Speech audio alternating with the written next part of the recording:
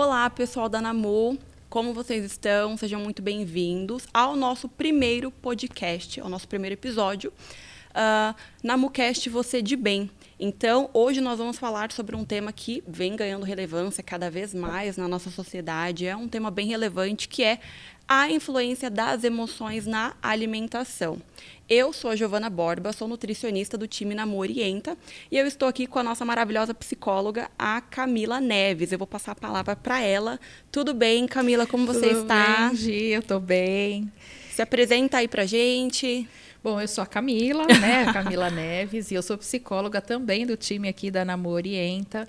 E a gente está aqui para fazer esse bate-papo aí, né? Das emoções e aí o que ela faz com a nossa alimentação, né? Se tem influência ou não. Exato. Então, assim, a gente tem muita coisa para falar. Então, vamos começar. Você falou da influência e é por onde eu quero começar.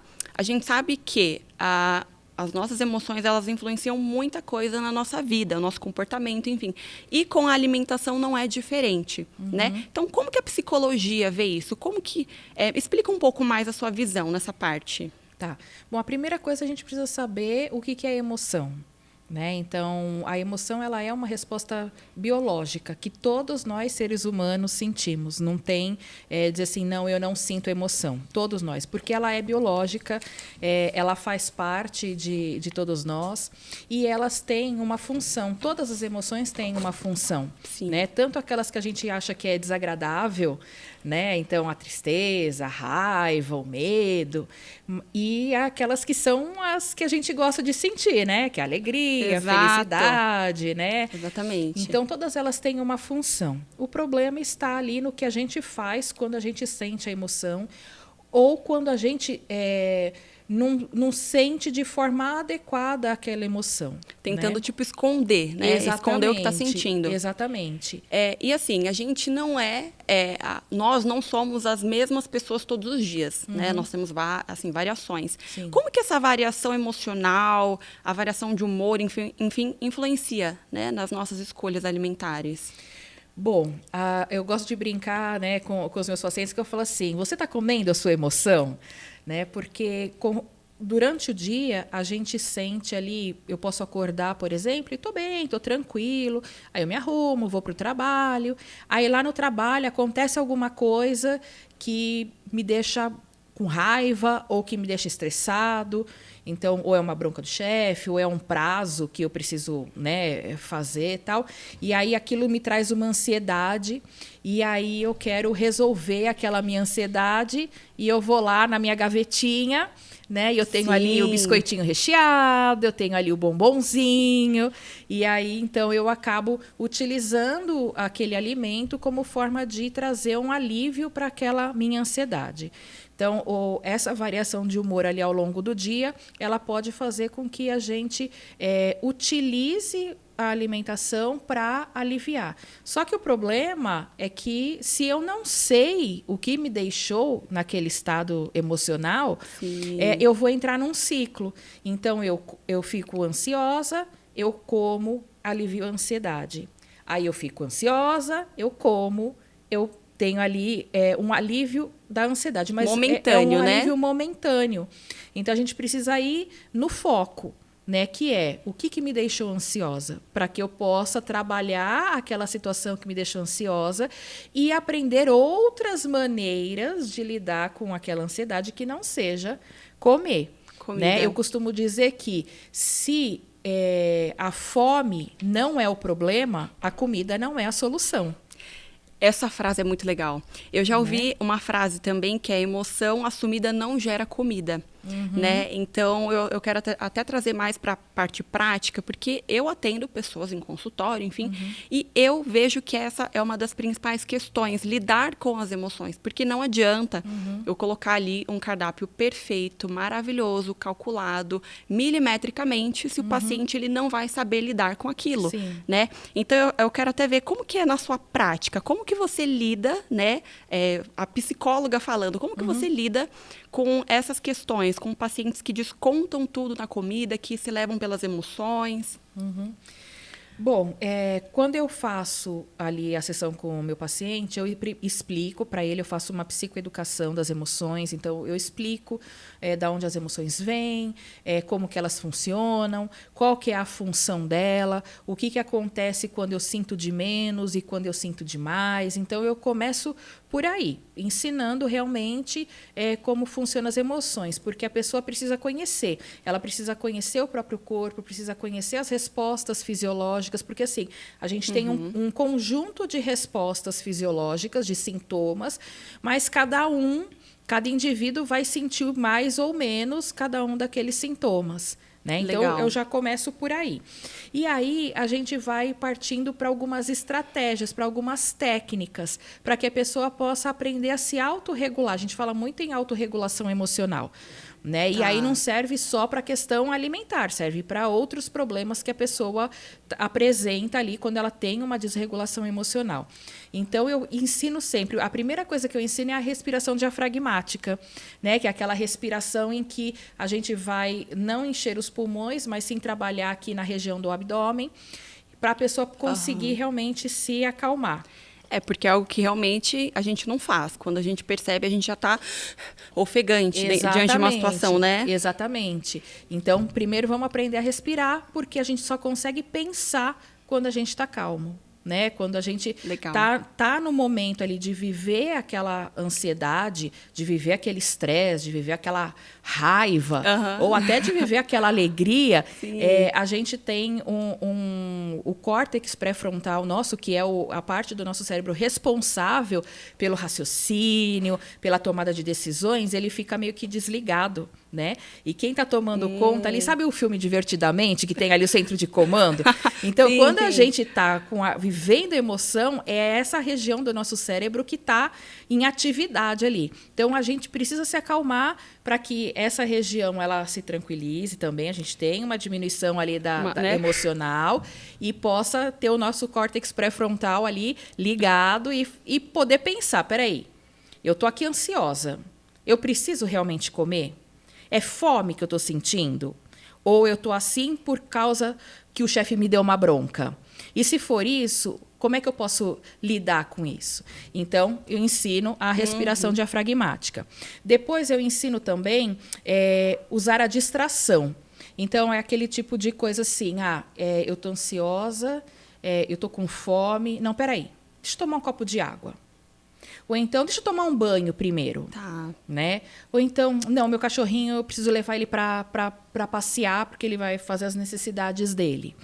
E aí, nesse tempo, eu consigo, então, ter essa noção de... não era fome. Não era fome. Eu ia comer por causa da ansiedade. Eu ia comer por causa do tédio. Nossa, quanta gente come quando está entediada? Não tem nada para fazer? Vai comer. Né? Ou então está num momento de diversão ali, estou assistindo um filme, ou vou no cinema e compro aquele pacote gigante de pipoca e enche de manteiga. Né? E a pipoca acaba antes de começar o filme. Né? Exatamente, aquele copão de refrigerante. Né? Exato. Então, a gente utiliza muito dessa questão das distrações realmente para a pessoa poder ter aquele tempo de ver se realmente é a fome, ou se eu estou utilizando o alimento para lidar com alguma questão... Algum padrão emocional. Exatamente, enfim, né? Exatamente. Eu até brinco com os meus pacientes. Se você não comeria um ovo cozido agora, você não está com fome. Né? Então, eu acho que é legal essa questão das distrações, essa questão de beber água, porque, por exemplo, os sinais de fome e saciedade, eles se confundem. Sim. Muita gente acorda com fome, mas é porque não bebeu água durante toda a noite, o que é normal. Então, a pessoa acorda desidratada. Então, é muito legal o que você falou. E existe algum padrão emocional que seja mais comum? Tem algum que mais aparece? Tem alguma coisa assim que você mais vê ali durante seus atendimentos? Geralmente são quando a gente tem aquelas emoções desagradáveis, né? Porque a gente quer utilizar a comida como uma forma de aliviar o sofrimento. Então, as pessoas que estão ansiosas, que estão estressadas, que estão entediadas, então elas acabam utilizando a alimentação como uma forma de alívio de sofrimento. Então, eu ouço muito aquela coisa assim, Hoje o meu dia foi tão difícil. Quer saber? Eu vou pedir uma pizza. Né? Muito comum, muito comum. Muito comum. Eu vou pedir um delivery, vou usar um fast food. Ou então, chega em casa do trabalho, aquele dia estressante, aquele dia que foi puxado, cheio de reuniões, e aquelas reuniões intermináveis que não resolve nada, né? E aí chega em casa, abre o freezer, pega o pote de sorvete, ou então abre o armário, pega o Doritos, né? Pega o salgadinho lá, ou pega a bolacha recheada. Por quê? Além de eu querer aliviar o meu sofrimento, eu quero algo que seja muito prático e muito rápido de fazer.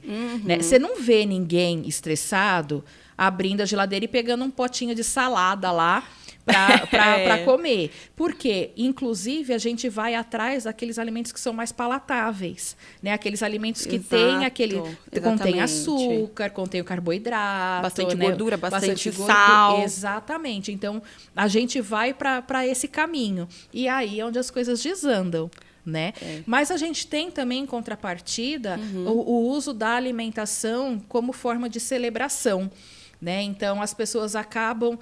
eu vou no casamento, eu vou numa festa, e é um tipo de comida que eu não como sempre, então eu vou me acabar. E aí, vou no churrasco, então eu vou comer tudo que eu tenho direito. Eu tenho direito, eu mereço. O merecimento, né? Exatamente. E aí as pessoas acabam utilizando a alimentação naqueles momentos bons também, como forma de celebração, mas elas acabam perdendo ali a noção da quantidade, do tipo de alimento. É como se a comida boa, né, fosse assim, acabar. Não fosse nunca mais eu vou comer. Isso. A comida não vai acabar, meu povo. Então pode comer tranquilo. E lógico, se a pessoa tem um evento por ano, é uma coisa. Agora, se essa pessoa tem churrasco 3 vezes por semana, ela precisa aprender a lidar, né? E não descontar todas as emoções dela na comida e etc. Então, bem bacana. E quando isso acontece, por exemplo, né, que chega alguém para você, então eu falei que a gente tem as pessoas que acabam exagerando, comendo demais, tal. E no seu caso, quando vai para o consultório, você consegue perceber esses padrões também? Seja comer por uma emoção desagradável, seja comer por uma celebração, e aí como é que você lida com isso? Como é que você monta esse planejamento aí para a pessoa? Então, assim, não tem algo específico, não tem, por exemplo, um padrão. Então, para pessoas ansiosas é isso, para pessoas que têm uma questão mais depressiva é daquela forma. Na verdade, eu faço igual você. Antes da consulta, eu mando um questionário, a gente chama de anamnese, né? Para avaliar toda a questão. Então, eu vou avaliar tanto a parte alimentar, se a pessoa faz uso de medicamentos, suplementos, enfim. E eu entro na parte comportamental, porque eu já quero entender como que funciona. Então, eu já coloco lá, como que você se identifica? Você tem um padrão beliscador?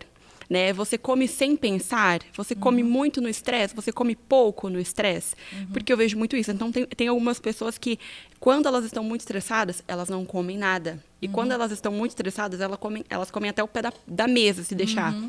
Então, não existe um padrão.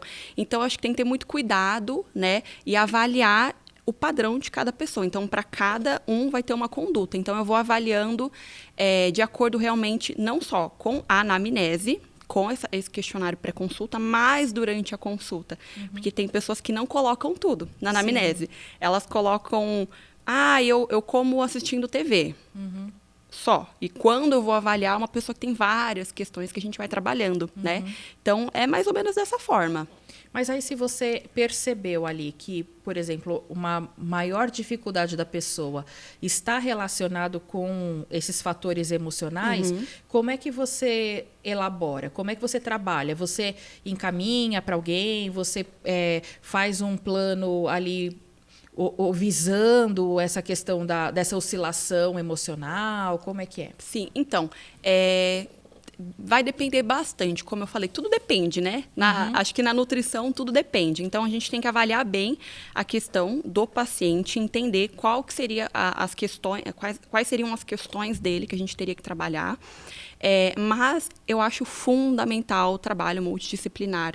ter um psicólogo, ter um médico, enfim, para a gente poder acessar de fato esse paciente. Então, eu posso trabalhar com as questões comportamentais, eu posso falar para ele sobre algumas pequenas metas. Então, por exemplo, um paciente que tem uma tendência a ser mais depressivo, um humor mais deprimido, é um paciente que a gente tem uma dificuldade maior em lidar, porque muitas vezes ele tem uma baixa autoconfiança, muitas vezes ele tem algumas questões que ele não quer nem sair da cama. Então, como é que eu vou falar para ele? Então, meu querido, você vai ter que ir para academia 5 vezes por semana, você vai ter que cozinhar todas as suas refeições e etc.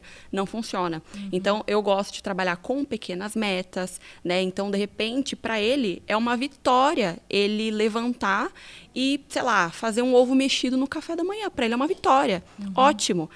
Para ele, de repente, é uma vitória andar pelo quarteirão por 20 minutos, ótimo. Então, por isso que eu gosto muito de pequenas metas, trabalhar com... tentar incluir alimentos que o paciente gosta, enfim. Mas tem essa questão multidisciplinar. Eu gosto muito de fazer encaminhamento para psicólogo, principalmente. Porque eu não vou conseguir acessar. Eu não tenho todas as ferramentas, nós nutricionistas não temos toda a habilitação para lidar com isso. Então, o encaminhamento com o psicólogo é fundamental. E com uma equipe multidisciplinar também, né? Claro, eu também vou muito por essa linha. Eu acredito que, independente do problema ser, por exemplo, emocional, na questão alimentar, mas em outros transtornos, né, mentais, o apoio de uma equipe multidisciplinar ele é sempre muito importante, né? E aí, falando das emoções, como eu disse, né, as emoções elas são biológicas, todos nós seres humanos sentimos as emoções.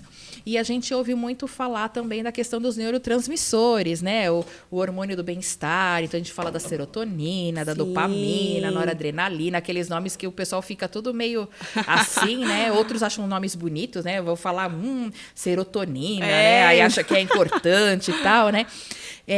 E aí as pessoas costumam pensar que isso está relacionado só aqui, né? No cérebro, né? Então, exato. Só falou de neurotransmissor, então é só cérebro.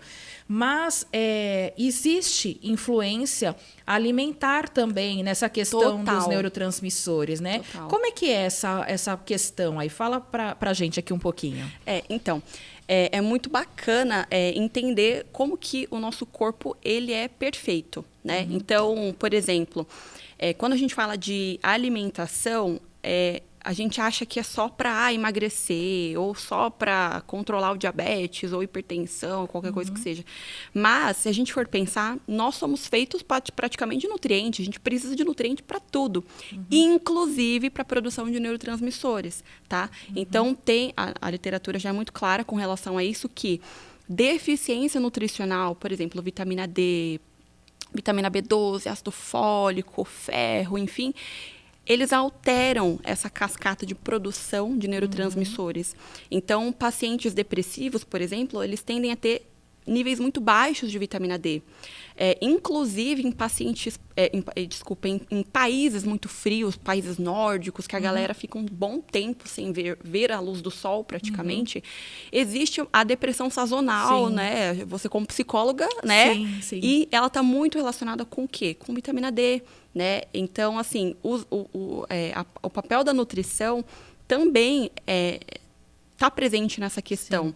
Fora que, eu não sei se vocês sabiam, mas 95% da nossa serotonina, que é o hormônio da felicidade que as pessoas comentam, ele é produzido pelo intestino. O segundo cérebro.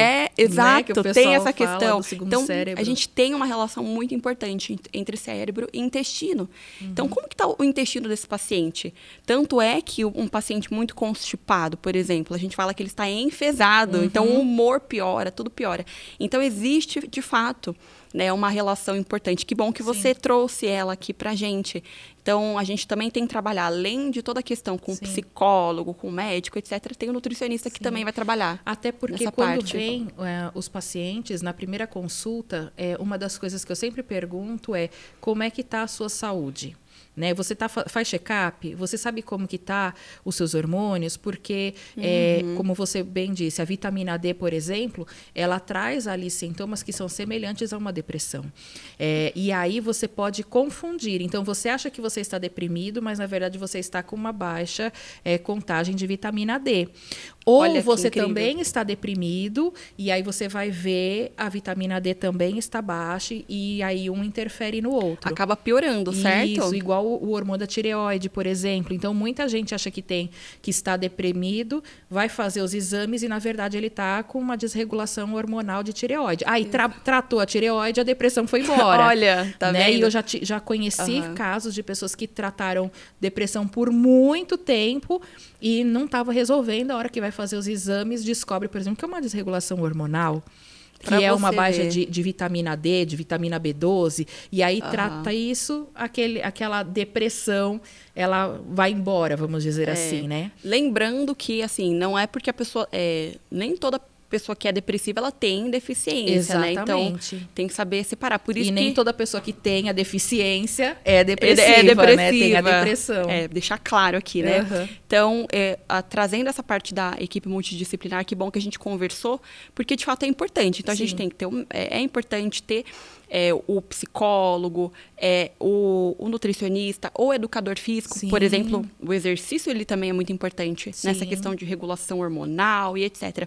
Então, eu quero até finalizar aqui o bloco falando um pouco, eu comentei aqui, né, a gente falou sobre o Namorienta. O Namorienta, ele é uma plataforma que está dentro do aplicativo da Namu e lá você pode ter acesso a uma equipe multidisciplinar. Então, a gente tem psicólogo, tá? Por exemplo, a Cami, você tem nutricionista, uma equipe, você também tem o educador físico, que também é muito importante nesse processo. A gente também conta com o educador financeiro, porque imagina só se você está cheio de dívidas, né? Isso também com certeza vai atrapalhar em muita coisa. Então, eu te convido, né, a acessar o aplicativo e, de fato, ter esse contato com o Namorienta. Então, são teleorientações, porque a gente sabe que, muitas vezes, a gente tem muito essa questão do presencial, eu preciso ir presencial, mas não.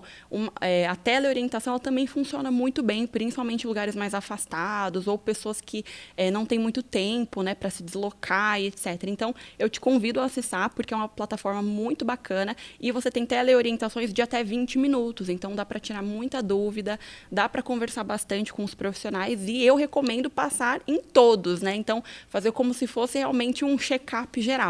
Então, eu agradeço você que acompanhou até aqui e a gente vai finalizando esse primeiro bloco. Quer mudar seus hábitos e não sabe por onde começar? No Super App da Namu, você pode agendar horários com nosso time de profissionais do Namu Orienta. Receba teleorientações de 20 minutos, com nutricionistas, personal trainers, psicólogos, educadores financeiro, de enfermagem, apoio jurídico, apoio PET, estético e LGBTQIAPN+. O Namu Orienta é uma solução online completa para quem busca acolhimento personalizado, discreto e reservado. Faça o download agora e dê o primeiro passo para uma vida mais saudável com a Namu. Namu, você de bem. Então, Camila, eu quero agora trazer um tema que eu acho bastante relevante e eu quero até ver o seu posicionamento em relação a isso, que é a técnica de Mindful Eating. Eu não sei se todo mundo conhece, enfim, mas é basicamente o comer consciente, né? Então, comer prestando atenção no que se come, porque eu vejo que isso não é uma prática muito comum. A gente tem que fazer o exercício de comer devagar, com atenção plena. Então, eu até brinco, porque assim, eu falo para alguns pacientes meus, faz o teste um dia, cronometra o tempo de refeição, em quanto tempo que você faz essa refeição, se você presta atenção no que você está comendo. Porque o que eu mais vejo é a pessoa come um prato de arroz, feijão, bife em 5 minutos. Né? Ela não presta atenção no que ela come, ela não sente nem o gosto, ela não sente o sabor. Ela, muitas vezes, come trabalhando, respondendo e-mail. Então, assim, eu vejo que é uma coisa muito difícil, né, de ser aplicada, embora a gente converse com o paciente, etc. Eu sei da importância de comer com atenção plena, né? Então, eu queria ver a sua visão, você como psicóloga, como que você faz essa questão, como que você orienta e o que é o Mindful Eating, né? Explica um pouco melhor pra gente. Tá, então vamos lá. Eu uso o Mindful Eating, né, com os meus pacientes aí que tem uma questão de obesidade, né, que tem a intenção ali de emagrecer, porque ele realmente ajuda. Né? A gente tem muito isso que você falou de comer rápido, então geralmente a gente está com muita fome, a gente come e aí a gente repete e é tudo muito rápido e aí não dá tempo do nosso estômago mandar, né, a informação lá para o nosso cérebro de que a gente já está saciado, que está ok. E aí isso faz com que a gente realmente perca a noção da quantidade que a gente está comendo, do que a gente está comendo. Então, uma dos momentos ali desse processo de emagrecimento é ensinar o paciente a fazer o mindful eating, que é o comer consciente, o comer com atenção plena. Cada um aí usa fala um termo, de uma né? forma, né? Então a ideia é ajudar nessa questão da ingestão realmente do alimento, de sentir o sabor, de ver o que você está comendo, né? E essa técnica eu falo para eles que não se refere só ao momento da alimentação. Na verdade, o mindful eating já começa desde antes, de quando eu estou lá preparando o alimento. O alimento que eu escolho, como que eu vou prepará-lo, a preparação do alimento, tudo isso já é feito com essa atenção plena. Então, quais vão ser as escolhas, o que eu vou combinar ali de alimento para, de repente, não ter muita quantidade de carboidrato, pouca quantidade de proteína, ou muita proteína e nada de vegetal, né? Sim. Então, já começa dali. Eu preciso ter esta atenção nesse momento de preparação da mesa, né? De trabalhar a questão das distrações, que isso é muito comum. Atrapalha muito. Então, eu tô em casa, mas eu tô no celular, eu tô no tablet, eu tô com o computador, ou eu tô na frente da televisão, ou eu como de pé, né? Então, esse momento que antecipa o comer propriamente dito também precisa ser feito com atenção plena. Aí, na hora que eu estou comendo, então, eu tenho todo ali um momento, né? Então, eu tenho que desfrutar daquele momento, eu tenho que sentir o sabor dos alimentos. Então, nada de encher o garfo, né? Então, você tem ali o arroz, o feijão, a carne e a salada, e aí você põe um pouquinho de cada no garfo e coloca na boca, e aí você não sente nada. Né? Eu fico até um pouco com inveja dos chefes de cozinha, que eles colocam um negocinho na boca e falam, tem canela, tem hibisco, Sim, tem aquilo. Eu acho isso muito chique, entendeu? Eu acho. Não é? E, exatamente, tem essa questão, as pessoas até brincam. Eu não lembro nem o que eu comi ontem. Exatamente. Mas por que será que a pessoa não lembra? Porque ela nem prestou atenção, né? Exatamente. E aí, com isso, eu ensino a pessoa a comer, né? Porque não posso falar assim, você tem que comer com atenção. Mas o que é o comer com atenção? É só desligar a televisão? Né? Não é. Então, assim, é você sentar à mesa, você ter ali um ambiente agradável, gostoso para você ficar. É você... Eu costumo brincar assim que a gente tem que, para saborear os alimentos, então, como que a gente faz? Então, eu vou colocar uma quantidade de comida no garfo, levo o garfo à boca, descanso o garfo no prato, e aí eu mastigo, sinto, engoli, aí eu vou colocar comida de novo no garfo, porque o que acontece? Eu não sei se você já reparou, se acontece isso com você, pelo menos comigo acontece. Eu ponho o garfo na boca, aí enquanto eu estou mastigando, eu já estou colocando a comida no garfo e já fico com o garfo aqui esperando. Né? Às vezes eu nem terminei de engolir, já estou colocando mais comida na boca. Então, o comer com atenção é isso. Então, o ritmo que a gente leva nos induz a ter esse comportamento. Exatamente. Né? Então, realmente, é difícil a gente parar. Então, principalmente, não só nós mulheres, mas as pessoas que têm muitas atividades ao longo do dia. A gente quer dar conta de tudo. Sim. Então, a gente quer economizar o tempo até na hora de comer. Então, descansar os garfos, os talheres, na verdade, no prato é algo quase que impensável, porque você pensa, pra que eu vou fazer isso? Eu já estou adiantando, já vou cortando a carne, já vou colocando ali, porque a gente quer economizar tempo até nisso. E há um impacto muito grande, né, no nosso comer, na forma, enfim, que a gente lida com a comida. Na quantidade de comida. Na quantidade, principalmente. Né? Porque quando você põe uma garfada atrás da outra, você corre muito risco de o prato esvazia logo, você ainda sente que está com fome, coloca mais comida e come mais. Quando você come devagar, você tem todo o processo, que até você pode explicar melhor, né? Da salivação, aí do hormônio que é liberado, né? Para mandar informação para o cérebro que, ó, já estou satisfeito, não precisa de mais comida. Exato. Né? Então, essa questão do comer ali com essa tranquilidade vai ajudar nessa resposta. Outra coisa é a quantidade mesmo de comida que você coloca no prato. Então, assim, não precisa encher o prato.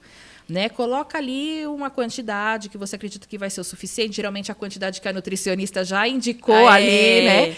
Para comer, e come sossegado. Geralmente a salada é liberada, né? Então você pode repetir a salada. É até uma né? técnica. Você meio que ocupa o volume do estômago com salada. Né? Então, realmente, ninguém vai ficar extremamente cheio porque comeu salada.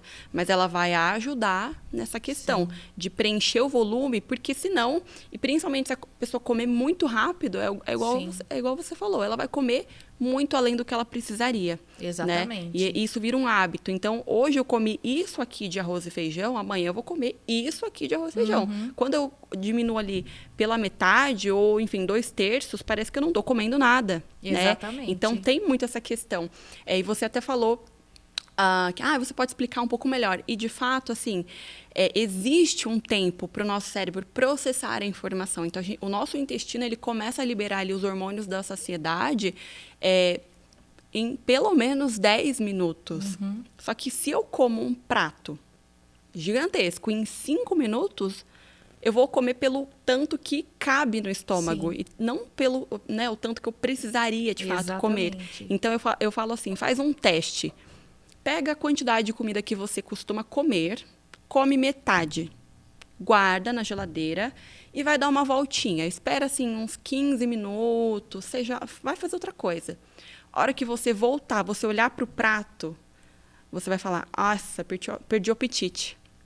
Mas não é que você perdeu o apetite, é que o seu corpo deu tempo de processar toda essa informação, né? Então, a gente come muito além, a gente não presta atenção no que a gente come, né? De fato, porque a gente realmente não dá esse tempo, a gente não tem esse autocuidado, essa questão do antes, igual você comentou, durante, né?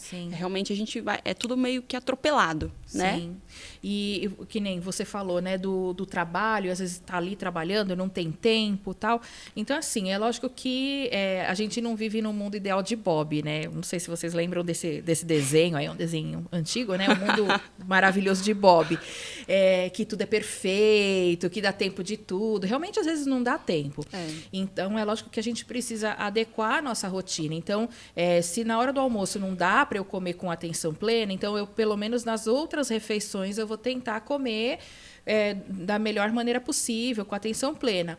E mesmo que eu esteja ali na padaria comendo um lanche de pé, ainda assim dá para eu usar atenção plena. Então, eu estou comendo um lanche, eu não preciso ficar segurando o lanche o tempo todo. Então, eu dou uma mordida, descanso o lanche no prato, mastigo, aí depois eu pego o lanche, dou outra mordida, descanso. Então, mesmo que você não tenha o tempo para sentar e comer, que você está comendo um lanche rápido, ainda assim você pode comer com a atenção, né? Dá para comer devagar. E uma outra coisa que a gente precisa observar enquanto a gente está comendo são as nossas emoções.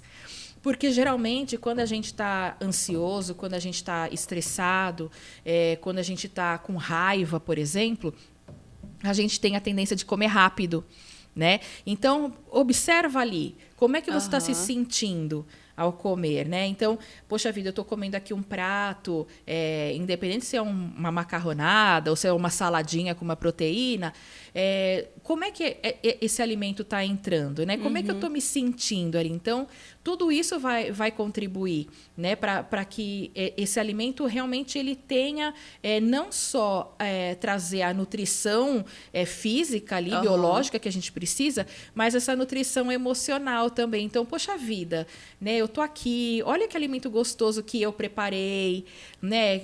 E eu tô aqui em família e a gente está conversando, tá sobre o dia e tá comendo. Então, qual é a sensação ali que eu tô tendo, né? Isso é muito bacana. E isso leva para o depois, porque o Mindful Eat, ele não acaba só ali no comer, ele ainda tem o depois. Que assim, eu terminei de comer, como é que eu tô? né? Como é que eu estou me sentindo? Sim. Né? Eu estou saciada, eu estou satisfeita. Sim, exato. Né? Aí é aquilo que você falou, poxa vida, eu comi metade do meu prato, então e agora? Como é que eu estou me sentindo? Será que eu estou com fome mesmo? Não estou?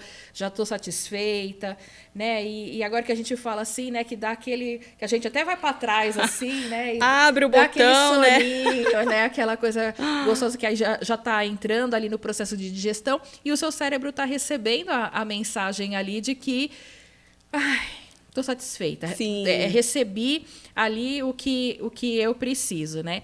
Então, o Mindful Eating, ele tem o antes, o durante e o depois. Ele não é só o comer. A gente precisa ter a preparação, precisa ter a atenção no momento que eu estou comendo e preciso perceber ali como é que eu fiquei depois de ter ingerido aquele alimento, né? E aí, falando dessa questão das emoções que elas influenciam, como que você percebe isso lá no seu consultório, né? Quando a pessoa você preenche lá a sua anamnese e ela fala, eu como em frente à TV, eu como rápido, eu como de pé, faço um lanche rápido e tal. E a gente falando aqui, então, desse comer rápido ou do comer devagar, isso acaba influenciando na digestão. A gente sabe que precisa do tempo, né, para o cérebro processar a informação. Sim. Mas a gente também ouve muito você falando, precisa mastigar 52 vezes, 32 vezes, não sei o quê. Essa questão, ela acaba influenciando ali na digestão, acaba influenciando na absorção dos nutrientes. Muito. Como que funciona essa parte? Então, você pontuou coisas muito importantes. Então, essa questão, a pessoa comer muito rápido, por exemplo, ela não vai sentir o gosto, não vai sentir o cheiro, não vai ter aquele prazer de comer, né, basicamente. Tanto é que se eu perguntar, o que você comeu ontem?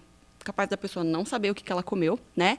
Além dela não ter essa percepção, ela vai comer além do que ela deveria. E como você falou, ela provavelmente não vai mastigar o suficiente. Lógico, eu não preciso mastigar 50 vezes um purê de batata. Calma lá, né? Mas eu preciso, de fato, mastigar. A mastigação ela é super importante, porque o processo de digestão começa na boca. Então, tem toda a parte de salivação. Ali a gente tem algumas enzimas que já vão começando a degradar, por exemplo, carboidrato, enfim. Quanto mais eu mastigo, primeiro, mais tempo eu dou para o meu cérebro ir processando essa informação, né? E, de fato, quando eu como muito rápido, eu já começo a levar para o meu estômago, enfim, pedaços muito inteiros. E eu falo, o estômago não tem dente. Então, se eu já estou comendo rápido, eu não estou quebrando em partículas menores, eu vou ter mais alimento chegando inteiro. Então, primeiro, a minha digestão não é boa e a minha absorção não é boa. Aquilo que não foi digerido, de fato, ali, ou que não foi quebrado em partículas menores, chega no intestino meio que inteiro e é substrato, ou seja, é comida para bactérias. E as bactérias fermentam e produzem gases. Então, tem toda uma questão biológica, né, que também afeta. Então, para você ver como a coisa é muito mais embaixo. Então, esse comer com atenção plena, comer devagar, será bom para momentos de prazer, né, para eu apreciar de fato o que eu tô comendo, eu sentir o gosto, sentir o cheiro, tem canela aqui tem orégano, aqui tem isso, aqui tem aquilo. Eu ter uma saciedade muito maior comendo menos, isso também é importante, por exemplo, num processo de emagrecimento, né, ou uma pessoa que tem, por exemplo, uma hérnia de hiato, ou seja, ela tem ali uma disfunção no estômago dela que não cabe grandes volumes, então não combina comer demais, né. Então, além de tudo isso, ela também vai ter uma melhor nutrição. Então, a gente tem que ter esse trabalho, que é um pouco de formiga, né? De realmente ter atenção, comer devagar, descansar os pratos, não sair comendo, correndo, fazendo qualquer coisa. A pessoa, até, por exemplo, para doce. Eu falo, não tem problema comer o doce, só que coma uma fatia. Se você comer bem devagarzinho, você vai ver que você vai ficar satisfeito com um pedaço. Sim. Agora, eu como rápido, então eu vou comer uma forma inteira de bolo, né? Igual o brigadeiro. Coloca o brigadeiro inteiro dentro da boca, um brigadeiro não vai ser suficiente. Não, exatamente. Dá uma mordidinha ali no brigadeiro, come devagarinho. Come devagar, porque você pode comer de tudo, só tenha um pouco mais de cuidado, né, nessa questão. Então, é um tema muito bacana, daria para explorar aqui muito mais tempo, horas, né, falando sobre... mas, para a gente também otimizar um pouco do nosso tempo, eu queria trazer outro tema que também eu acho que é bem relevante, que influencia muito no comer, na quantidade que a gente come, enfim, e você acredito que vai saber, acredito não, você vai saber como conduzir tudo isso e terá as melhores respostas, que é a questão da autoimagem, né, da autoimagem, da autoestima, né, que são coisas aí que afetam demais, né. Eu, como nutricionista, não tenho todas as propriedades para falar sobre, mas eu sei que realmente influencia. Sim. Uma pessoa com uma baixa autoestima, uma pessoa que tem uma disfunção, por exemplo, na hora de se olhar no espelho, ela se enxerga de um jeito, mas na verdade ela é outro, enfim. E isso influencia muito no comer, né? Sim. Então, eu não sei a sua experiência, mas eu não sei se é um dado comprovado, mas eu sinto que mulheres têm mais essa questão de ou se sentem muito gordas, ou, enfim, se sentem muito magras, ou elas não se sentem boas o suficiente, então, eu não sou valorizado no meu trabalho, ninguém me ama, ninguém me quer, então eu vou comer tudo que eu ver pela frente, que tem toda aquela questão do merecimento que você comentou antes, né?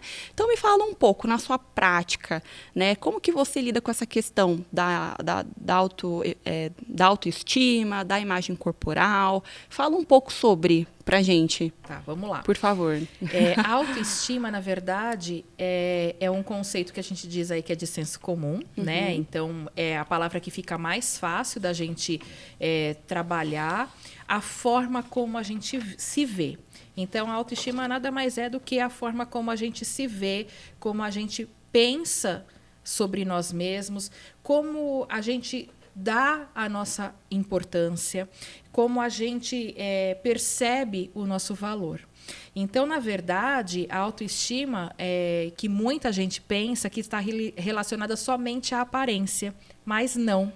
A autoestima ela vai muito além da aparência. Então, para a gente falar de imagem corporal, primeiro a gente precisa saber o que é além da imagem corporal, que está aí englobado na autoestima. Então, a gente diz que dentro aí dessa autoestima, nós temos 4 pilares, que a gente precisa mantê-los ali estáveis. Então, você imagina uma casa, ela vai ter ali as estruturas dela, ela tem os pilares, que são aqueles que, naqueles programas de demolição, né, que fala, esse pilar eu não posso tirar, porque senão a casa vem abaixo, porque ele sustenta. Então, a gente tem essa sustentação composta por 4 pilares. Esses pilares precisam estar ali firmes. Tá. Então, um dos pilares é, sim, o pilar da autoimagem, que é aquele pilar que está relacionado com a forma como a gente se olha no espelho, como a gente vê que está a nossa aparência. Então, está relacionado com a estética, está relacionado com o valor que eu me dou diante daquilo que eu estou vendo no espelho. Mas aí nós temos também o autoconceito, que é como eu me avalio, como eu avalio as minhas qualidades, como eu avalio os meus defeitos. Então, esse pilar, a gente vê que ele está ali meio fraco quando a pessoa ela só vê os defeitos dela, não vê as qualidades, por exemplo. Né? Entendo. Aí a gente tem também o pilar do autorreforço, que é aquela maneira como eu vejo o meu merecimento, como eu reforço, como eu me vejo capaz de fazer alguma coisa ou não. Né? Então, eu tenho ali o autorreforço. Então, é como eu me reforço. Geralmente, eu penso assim, já sei que eu não vou ser promovida mesmo, então eu tenho ali já é algo negativo. Exatamente. A pessoa mesmo já, né, se coloca ali para baixo. E o último pilar é o da autoeficácia, que é a percepção que eu tenho ali da minha capacidade, do quanto eu vou conseguir fazer algo, do quanto eu confio em mim mesmo. Então, geralmente, a pessoa que tem ali esse pilar meio ali com alguma rachadura, ele vai falar assim, quer saber? não vou nem mandar esse currículo, eu não vou conseguir entrar naquele emprego mesmo. Entendi. Né? Então, a gente precisa ter em mente que a gente precisa trabalhar esses 4 pilares.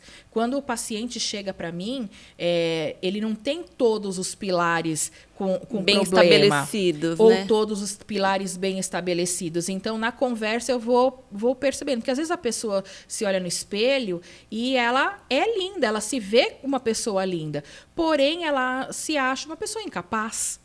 Né? Ela é uma pessoa que é muito insegura, e aí eu preciso trabalhar, então, esse pilar dela para que ela possa ter ali essa autoestima, vamos dizer assim, funcionando, né? Uma autoestima equilibrada. Porque também eu não posso me achar o bam, né? Me achar, como fala, a cereja do bolo, me achar a mais linda do universo.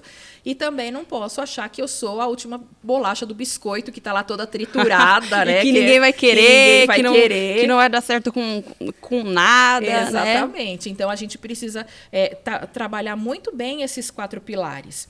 Tá. E aí, e o que isso tem a ver com o comer emocional, né? Porque se eu tô com um desses pilares ali trincado, com uma rachadura, faltando um pedacinho, eu vou ter a tendência de usar a comida para poder trabalhar essa falha. Entendi. Né? E aí isso acaba influenciando, então, na questão ali do emagrecimento, na forma como eu vou lidar com as situações. Tá. Né? E eu tinha esquecido de falar aqui, mas eu acho que ainda cabe, da onde que surge essa autoimagem, né? Essa autoestima boa ou ruim, né? Do nada? Não. A autoimagem, ela vai sendo construída ao longo da nossa vida. Desde criança. Desde criança. Porque, como eu disse, se é algo que é como eu me vejo, como eu me percebo, como eu vejo as minhas qualidades, os meus defeitos, isso vai sendo ali, ao longo da vida, o meu pai dizendo, nossa, olha como você joga futebol bem, ou então você é um ótimo aluno, ai, você me ajuda tanto aqui em casa. Entendi. Né? Então, essas frases, essas falas que a gente vai ouvindo, seja dos pais, dos professores, dos avós, dos amiguinhos, vai construindo ali esses pilares. Muito bacana. Né? Então, vem desde lá de pequenininho. Então, e não tem um pilar que seja mais importante, certo? Não tem. A gente precisa de todos bem estabelecidos ali, de todos bem firmes. Legal. Né? E então você acha que se a gente trabalhasse né, isso não era uma cultura muito antigamente, porque ir no psicólogo coisa de doido, né? Só pessoa que não bate bem das ideias. E a gente sabe que não é. Então, você acha que seria interessante um acompanhamento desde criança para a formação dessa com certeza. autoimagem? Assim, não que necessariamente precise ir ao psicólogo, mas os pais, por exemplo, os professores, né, que são os adultos ali iniciais do contato da criança, precisam ter em mente que o que ele falar ou o que ele fizer vai influenciar na criação, né, no estabelecimento daqueles 4 pilares de autoestima. Entendi. Então, se você percebe ali que a sua criança tem dito assim, eu não vou subir aqui, né, no trepa-trepa, né, no brinquedo, porque não consigo. Então, esse eu não consigo é a hora que o pai e a mãe, por exemplo, pode intervir. E falar assim, não, você consegue sim, olha só, da outra vez você conseguiu, é um pé, e aí ensina, tá? O professor também, né? Tá lá na aula de matemática, né? Eu não consigo fazer essa divisão, eu sou burro mesmo, né? Então, o professor tem a oportunidade ali de já ir trabalhando esse pilar, por exemplo, né? Dali do autorreforço. Legal. Né? De que, não, você consegue sim. Então, eu digo que os pais precisam aprender, né? Precisam estudar sobre isso para ajudar os seus filhos a construir esses 4 pilares. Entendi. Né? Então, o trabalho também é dos pais, principalmente. Sim. Então, né, esse acompanhamento a gente teria que fazer com os pais, principalmente, né? E aí eles iriam passar para a criança, né, de fato. Exatamente. E aí, a gente sabe que tudo isso que você falou vai interferir também na forma como a gente come, como a gente se relaciona com a comida, com o nosso próprio corpo e etc. Sim. E como é um assunto um pouco delicado, porque a gente está mexendo, de fato, com a autoestima da pessoa, como que você daria um conselho, por exemplo, para mim, para uma nutricionista. Como que a gente poderia aplicar alguma técnica ou, enfim, como que a gente poderia lidar com pacientes que têm essa questão em um consultório? Porque eu sei que, como eu costumo falar aqui, como eu já falei anteriormente, nós não temos todas as ferramentas. Então, a gente meio que precisa, além do encaminhamento, enquanto eu não encaminhei meu paciente, o que eu faço? Né? Como que eu lido? Entendi. Então, olha só. Além dos pais, dos professores, os nutricionistas também precisam ter uma ideia aí, né, desses 4 pilares da alimentação. Mas eu acho que o mais importante é o nutricionista falar, né, para o paciente dele que a comida, né, o emagrecer, ou de repente até o ganhar a massa magra, né, e tal. A tão desejada massa magra. Não vai mudar a nossa percepção a respeito de nós mesmos. Porque, como você disse, muitas vezes a gente se olha no espelho e o que a gente vê não corresponde com a realidade. Né? Eu, por exemplo, eu tenho pacientes que estão em sobrepeso ou estão em obesidade, se olham no espelho e não se enxergam obesos, por exemplo. E o contrário também, de pessoas que não estão obesas, mas se olham no espelho e se enxergam obesas. Que é o que eu mais vejo, é o que eu mais vejo, né, na prática. É isso daí. E aí você fala assim, fazer a dieta, né, seja restritiva ou não, comer alimento X ou Y, não vai mudar a percepção.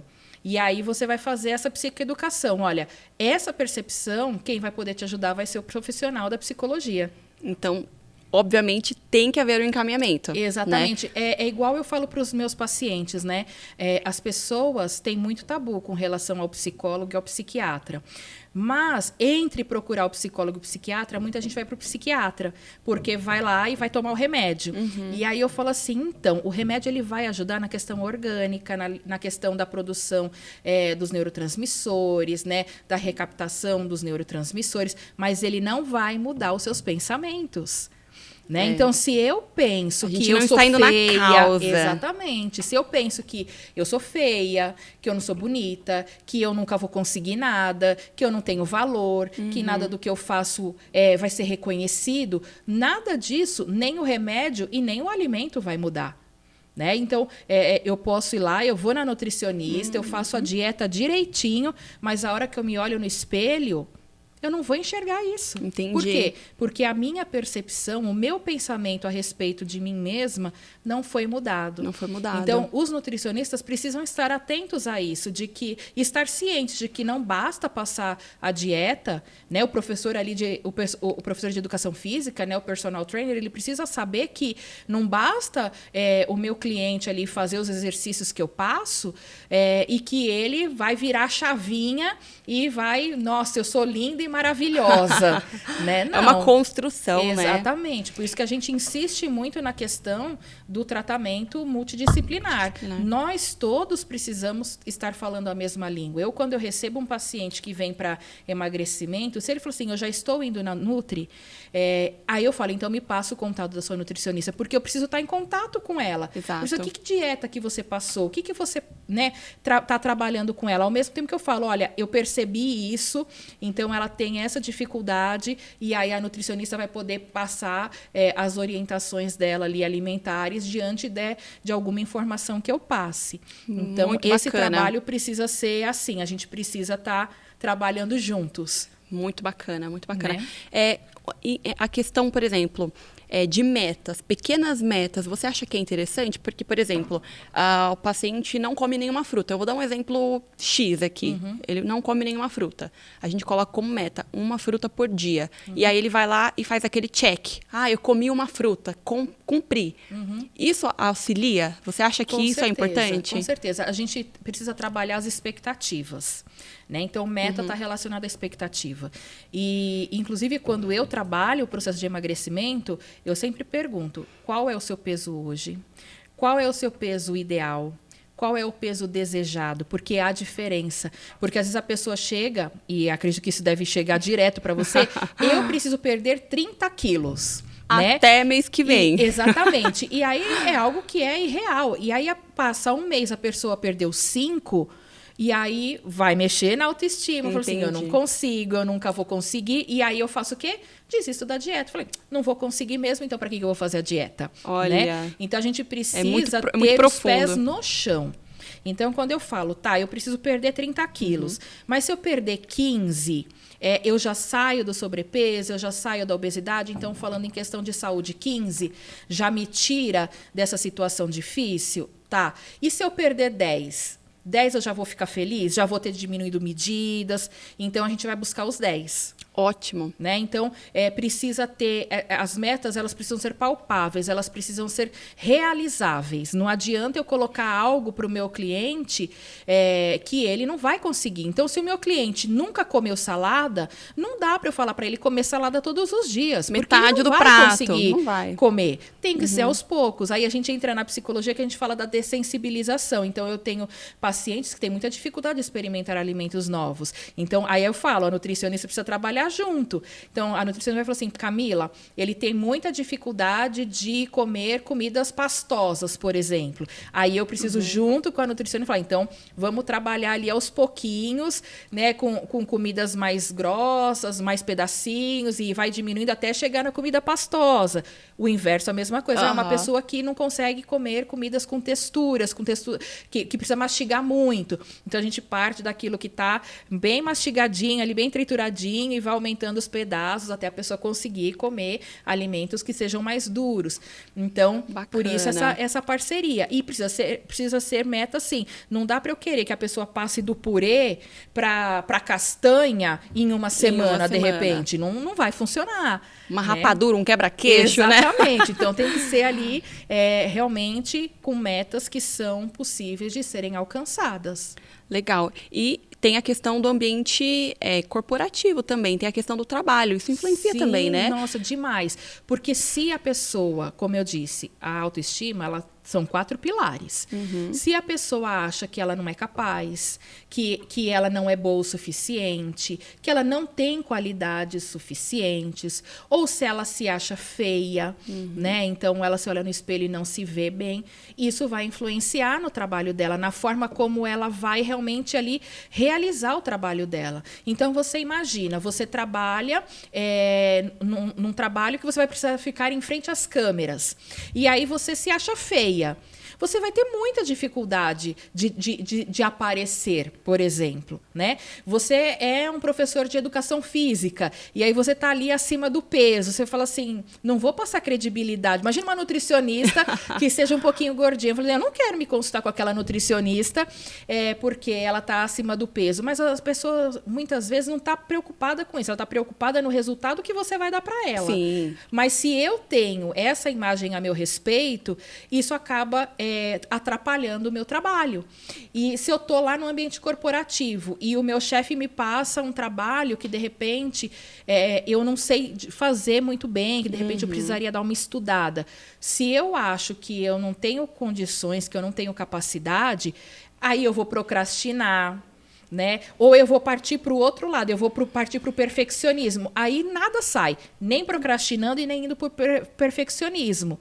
Porque eu vou ficar ali enrolando até ficar perfeito, ou eu vou ficar enrolando até que meu chefe fala, deixa eu vou pedir para outra pessoa fazer, né? Mulher, então, é complicadíssimo, né? É complicadíssimo. Então, com certeza, se eu tô com os 4 pilares aí, né, da autoestima, ali trincadinho, rachadinho, isso vai atrapalhar ali, com certeza, o meu dia a dia no trabalho. Então, a gente poderia ficar novamente horas aqui Sim. falando, porque os temas são muito interessantes e a relação que eles têm com a comida. Sim. Mas, aproveitando tudo isso que a gente falou aqui, sobre a questão também que influencia no trabalho, a gente também tem a Namu Business, que ela é voltada para empresas, tá? Então, as empresas podem oferecer para os seus colaboradores como um benefício corporativo. Então, se você faz parte do RH de uma empresa, eu te convido a conhecer um pouco mais. Imagine monitorar a saúde todos os dias. Conheça o Namu Vital Scan, uma ferramenta exclusiva do app Namu, que lê os sinais vitais em menos de 20 segundos pela câmera do celular. Descubra como está a pressão arterial, frequência cardíaca, saturação de oxigênio, a variabilidade da frequência cardíaca e o nível de estresse. Receba alertas de atenção e compartilhe o histórico para o controle da sua saúde. Para quem quer frequentar academias, utilize o NamuPass e tenha acesso a academias de todo o Brasil. Sem limites de uso, todos os usuários têm visão do nosso sistema de compras de diárias, sem plano de assinatura extra. Criar novos hábitos ficou mais fácil com a Namu. Somos especialistas em engajar qualquer perfil de usuário, com a pluralidade de mais de 5.000 aulas e programas. E na Namu, quem usa ganha. Conheça o ranking de gamificação com a lista de usuários mais ativos. Namu, você de bem. Então, Cami, a gente já falou sobre vários assuntos aqui, temas muito relevantes, que daria, assim, uma palestra a cada um, né? Mas eu quero trazer mais um tema que eu acho que é muito importante, que é a questão da compulsão. A gente estava falando sobre autoimagem, sobre autoestima e etc. E você acha, de fato, que a compulsão tem uma relação com essa questão da autoimagem? Como que você vê? Qual que seria a sua visão em relação à compulsão alimentar? Então, você pode falar o que é, né, mais ou menos assim, e como que você aborda, como que você trataria, enfim. Entendi. Bom, a primeira coisa que a gente precisa é saber que comer demais não é compulsão alimentar, né? Lembra quando a gente estava falando lá do Mindful Eating, que a gente acaba comendo mais comida e tal? Isso não configura compulsão alimentar, tá? A compulsão alimentar, ela é um transtorno alimentar, é um transtorno mental, tá? Entendi. Então, é um transtorno que precisa ser tratado com psicólogo e com psiquiatra. Tá? Que são ali, que tenham uma especialização, que saibam trabalhar com pessoas que tenham transtornos alimentares. Legal. Então, o que caracteriza ali esse transtorno mental de compulsão alimentar? É uma vontade incontrolável de comer, mesmo não tendo fome. Né? Então, a pessoa ela vai comendo ali, ela já se sente fisicamente satisfeita, o cérebro dela já recebeu a informação de que está satisfeito, mas ainda assim ela continua comendo, ela continua aquela vontade de comer, que não é a fome, é a vontade de comer, né? E ela não consegue parar. Então, a compulsão alimentar é isso, é a pessoa comer já estando satisfeita e ela não consegue parar de comer. Tá. E aí, o que isso tem a ver com a questão das emoções, né? Quando a pessoa tem a compulsão alimentar, ela acaba sentindo culpa, ela acaba sentindo tristeza, ela sente vergonha. Então, é muito comum a gente ver as pessoas que têm a compulsão alimentar comerem escondidas. Isso que eu ia perguntar. Vai comer de noite depois que todo mundo já dormiu, porque ela sente vergonha, mas é algo que ela não consegue controlar, tá? Entendi. A compulsão alimentar, o transtorno de compulsão alimentar, que a gente chama de TCA, né? Porque as siglas ajudam bastante. O diagnóstico é feito por psiquiatras ou por psicólogos, tá? Então, como é um transtorno mental, são os profissionais da saúde mental que podem fazer esse diagnóstico. Porém, o tratamento ele é multidisciplinar. O tratamento ele vai precisar de um psiquiatra, porque provavelmente vai precisar de uma medicação, né, para controlar esses impulsos. O tratamento psicológico, para a gente trabalhar, né, os pensamentos ali e o comportamento envolvido na compulsão alimentar. E vai precisar de um nutricionista, de preferência, que tenha ali não digo uma especialização, mas que tenha um bom conhecimento do transtorno alimentar, de como ele funciona, para poder ajudar a pessoa ali a trabalhar essa questão da compulsão alimentar, né? No tratamento de uma pessoa que tem compulsão alimentar, o que ela vai trabalhar ali na terapia, né? Tanto com a nutrição quanto com o psicólogo. Então, vai aprender a fazer um controle alimentar, vai aprender a regular as emoções, né? Então, ali no caso, a ansiedade, vai aprender como diminuir os sintomas e os episódios compulsivos, vai trabalhar a imagem corporal, né? Aquilo que a gente falou lá, os pilares da autoestima e como lidar com esses episódios. Então, eu tô ali no tratamento, veio um episódio de compulsão, o que eu faço? né? Então, tudo isso a pessoa vai aprender ali na terapia com o psicólogo e vai aprender ali com o nutricionista. Então, as substituições, né? Então, até que eu consiga ter um controle dessa compulsão, desse episódio, né, de compulsão, eu posso substituir o sorvete por quê? Pelo quê? Né? Por qual alimento? Então, por isso que é muito importante aí esses 3 profissionais estarem juntos, trabalhando juntos em prol daquela pessoa. Legal. Né? E aí, eu falei, então, do nutricionista. O nutricionista ele vai trabalhar com essa pessoa que tem a compulsão alimentar, mas no seu caso, né, quando você encontra pessoas que você já percebeu ali que tem esse problema da compulsão alimentar, que não é comer demais, que não é comer né? demais, É diferente, né? Como é que você faz hoje para ajudar essas pessoas a lidarem? Né? Eu falei das substituições. Então, é só isso? Tem mais coisa? O que mais você consegue trabalhar com a pessoa que está aí com a compulsão e apresenta esses estados ali de culpa, de vergonha, de ansiedade? Como é que você faz isso? Então, eu vou começar falando da minha experiência, da minha prática, e você vai me corrigindo se eu estou certa nisso ou não, né? Porque é sempre importante. Mas como você falou, tratar a compulsão é algo mais complicado, porque não envolve uma equipe, de fato, inclusive o médico. Muitas vezes a pessoa precisa fazer ali uso de medicamentos e etc. Então, da minha parte, o que eu gosto? Primeiro, não piorar a vida do paciente. Então, se é uma pessoa que tem uma compulsão alimentar, que já foi diagnosticada e a pessoa muitas vezes já vem com aquele diagnóstico, não restringir. Então, assim, se eu falar, a pessoa tem compulsão, e eu vou falar, então, você só pode comer uma maçã e uma castanha à tarde, nada mais. Talvez isso possa piorar. Então, de repente, trabalhar com pequenas metas, como a gente tinha falado sobre as metas, de repente, colocar metas mais realizáveis, mais plausíveis ali naquele momento, até para aumentar essa autoconfiança da pessoa, enfim. Eu acho que uma coisa bacana também é falar bastante sobre o estilo de vida, que eu não sei se você até pode me corrigir, mas a pessoa, quando ela percebe que ela vai ter algum comportamento assim compulsivo, ela faz outra coisa. De repente ela desce, liga para uma amiga, ela vai fazer uma caminhada no parque, porque realmente não é de comida que ela precisa. Ela está com alguma situação, alguma condição ali e ela precisa se livrar daquilo, mas tentar não usar a comida, né, como uma forma. E eu vejo também que muitas pessoas não se autocuidam, no sentido, elas não têm nem um minutinho de autocuidado no dia, no sentido de fazer algo que goste, algo que goste.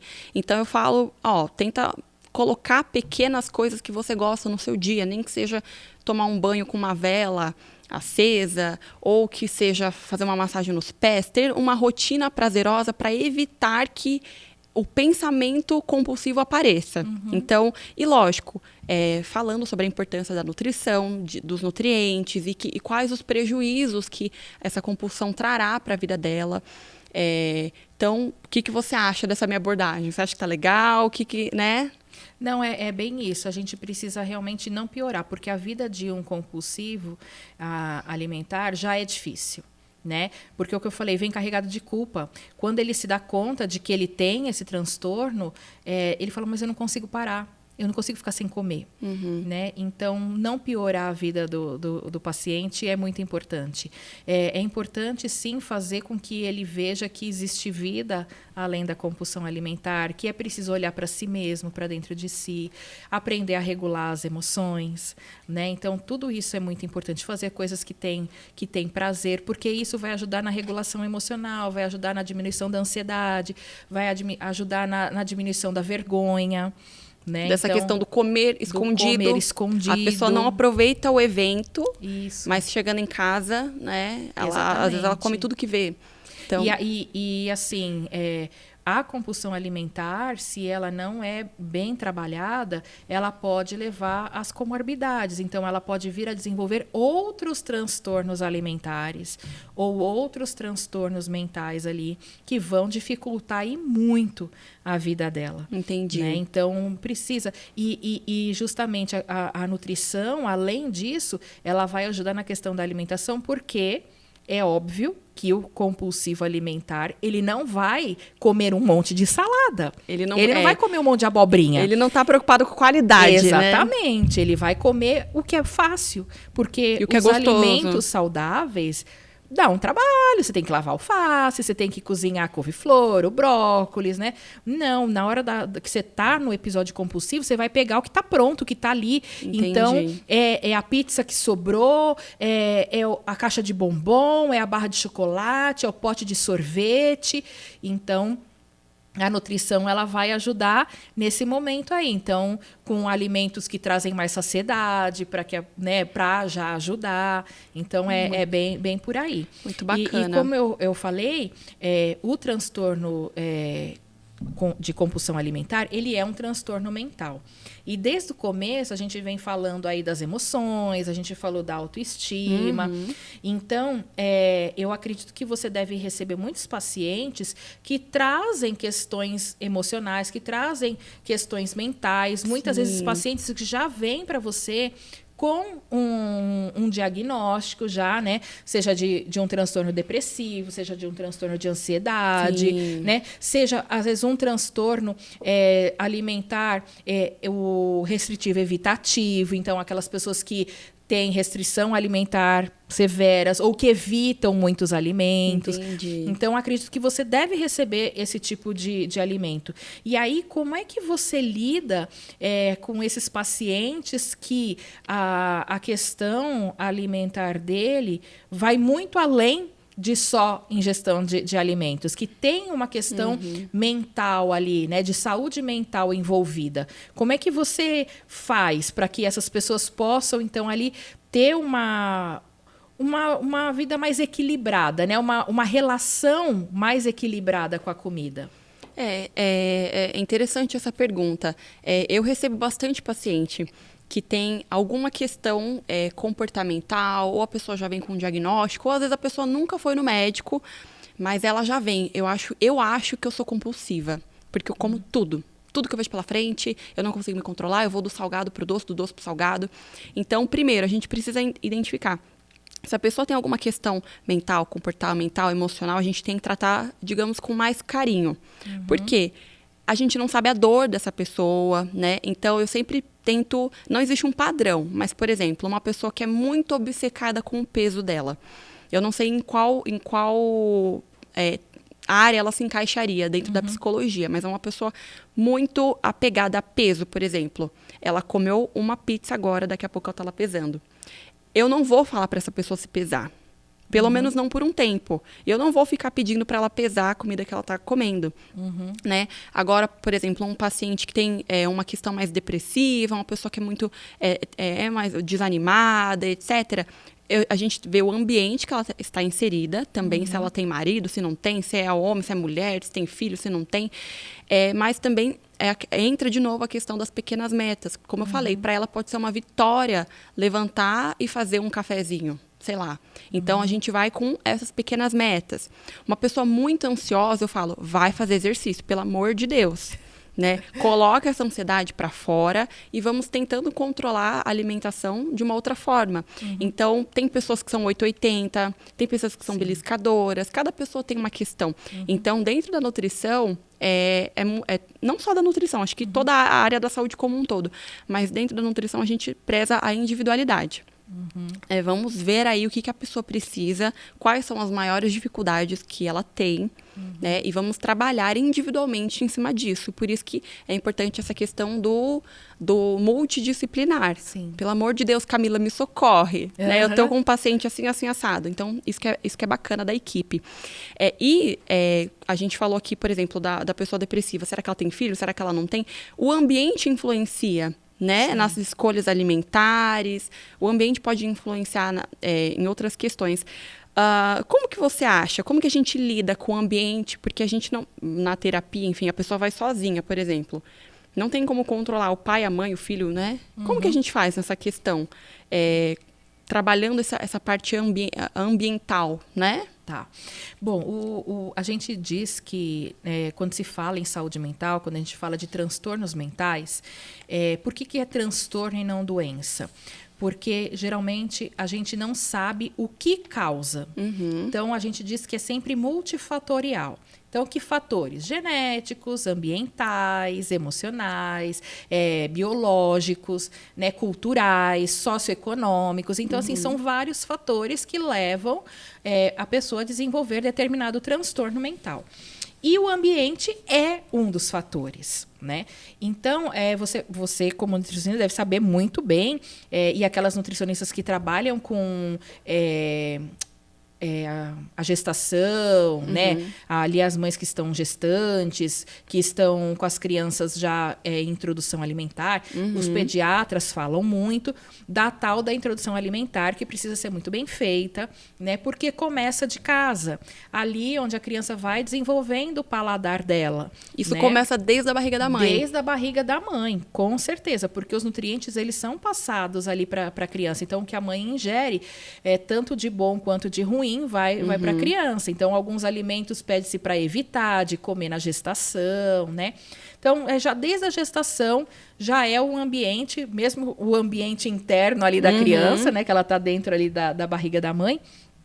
Mas é preciso já pensar nisso.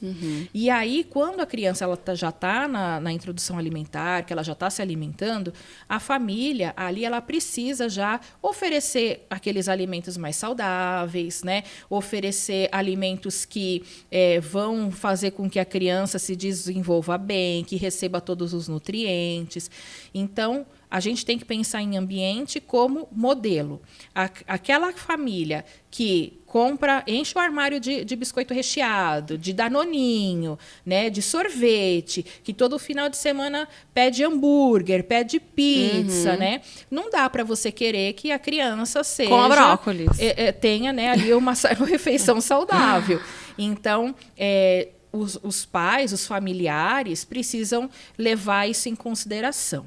Agora, se eu já me tornei um adulto que não tive, de repente, um ambiente facilitador nesse sentido, né? E eu preciso emagrecer, eu preciso cuidar da minha saúde, então não estou ingerindo os alimentos para manter a minha saúde. E aí eu continuo inserida naquele ambiente que não me facilita nada. E aí é um desafio realmente para nós psicólogos, porque a gente precisa trabalhar a pessoa num fortalecimento dela ali mesmo, né? Porque muitas vezes ela não vai conseguir ter a ajuda dos demais familiares. Se ela é uma pessoa que aprendeu a cozinhar, que sabe se virar, ela até vai ter um pouco mais de facilidade de preparar os próprios alimentos. De autonomia, né? Aí a gente precisa trabalhar o autocontrole dela no sentido de eu tô aqui comendo a minha saladinha, com meu peixinho, com meu franguinho, e todo mundo lá na minha volta tá comendo arroz, feijão, batata frita, farofa, tal. Então, aí a gente trabalha realmente esse autocontrole.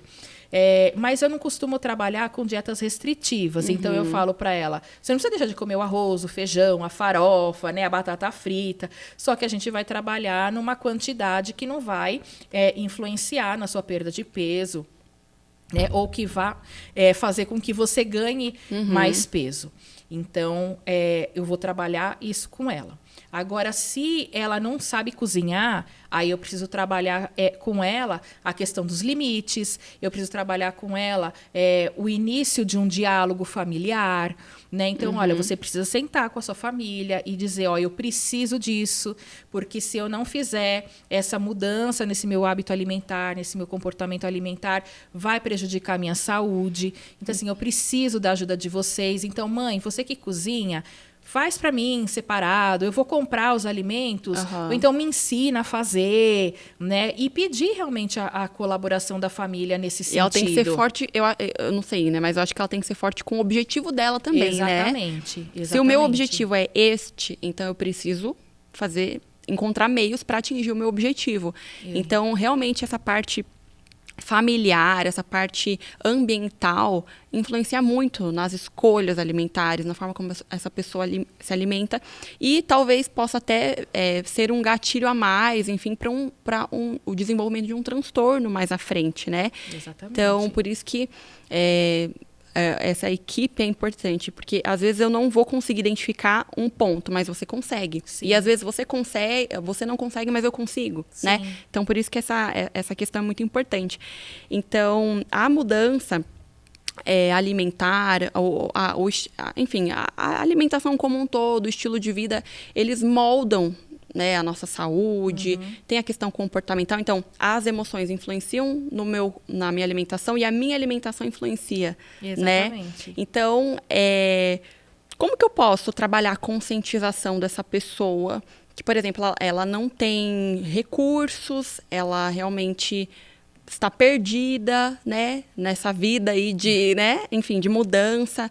Como que a gente trabalha essa conscientização? Que última dica, assim, você daria para uma pessoa que quer começar a mudar os hábitos ou que, de repente, ela percebeu por si só, né? De repente, ouvindo isso aqui, ouvindo esse podcast, de repente, ela percebeu que ela possa ter um transtorno, uma disfunção na questão da autoimagem. Que o último conselho você daria para essa pessoa que está perdida, né? Por onde que ela começaria? Sim.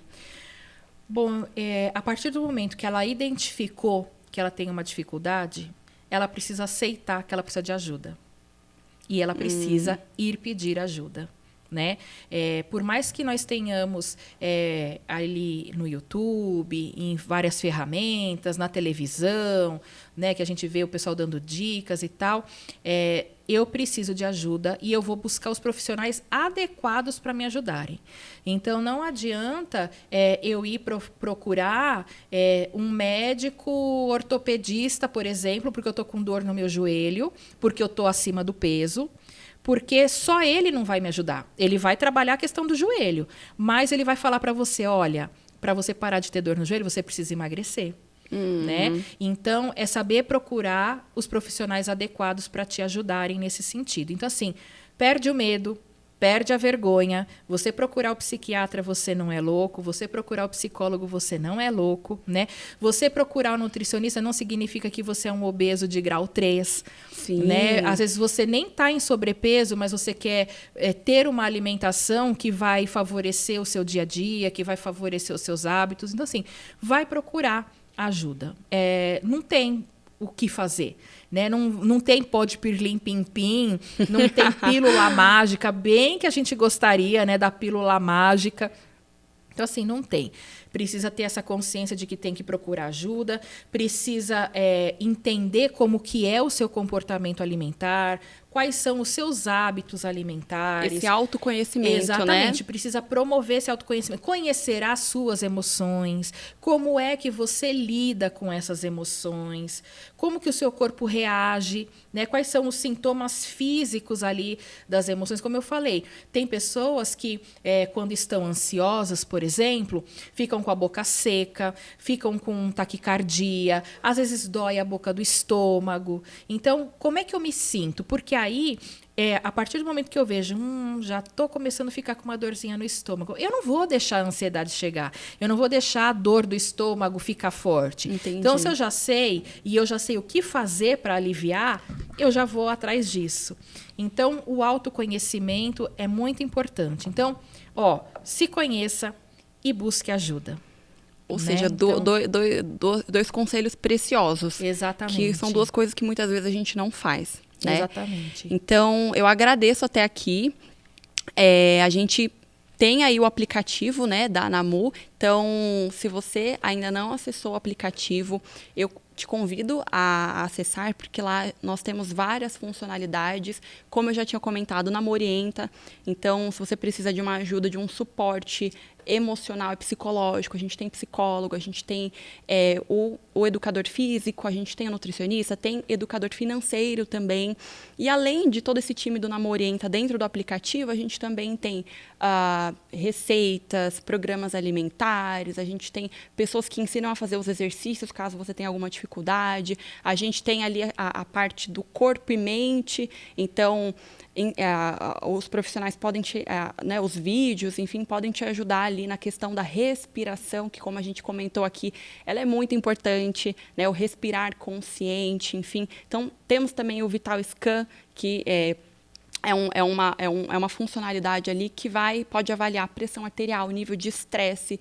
Então, é muito bacana. Então, sem te interromper, mas já te interrompendo, a gente tem também no aplicativo o diário emocional.